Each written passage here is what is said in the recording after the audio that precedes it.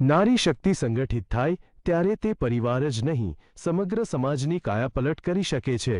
વિજાપુર તાલુકાના ગવાડા ગામની મહિલાઓએ સાબિત કર્યું કે મનમાં મક્કમ નિર્ધાર હોય તો ગામડાઓની મહિલાઓ પણ લાખોનું ટર્નઓવર કરી શકે છે.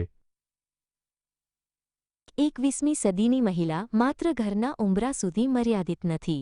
તે પુરુષ સમોવડી બની આર્થિક સ્વતંત્રતાના નવા આયામો સર કરી રહી છે. વિજાપુર તાલુકાના ગવાડા ગામની સખી મંડળની 22 સાહસિક મહિલાઓએ સાબિત કર્યું કે જો મનમાં મક્કમ નિર્ધાર હોય તો ગામડાઓની મહિલાઓ પણ લાખોનું ટર્નઓવર કરી શકે છે. બહેનોએ શુભમ ગૃહ ઉદ્યોગની સ્થાપના કરી.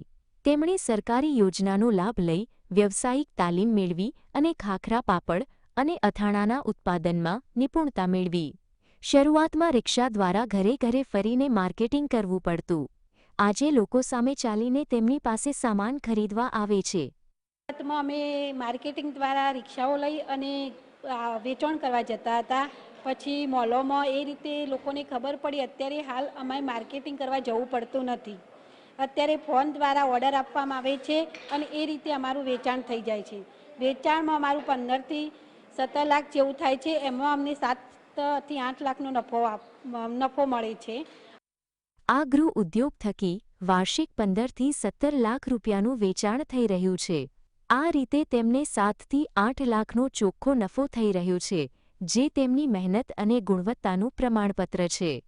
ગામ સખી સંઘ ફેડરેશનમાં 2 કરોડ 78 લાખ રૂપિયા સીઆઈ ફંડ આપેલું છે, જેનો ઉપયોગ ગામની સખી મંડળની બહેનો પ્રવૃત્તિ કરવા માટે કરે છે.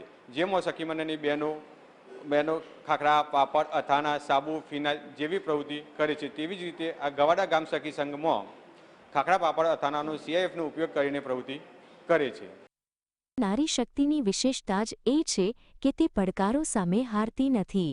મહેસાણાના વિજાપુર તાલુકાનું ગવાડા ગામ આજે આત્મનિર્ભર નારીના મૂર્તિમંત સ્વરૂપનું ઉદાહરણ છે.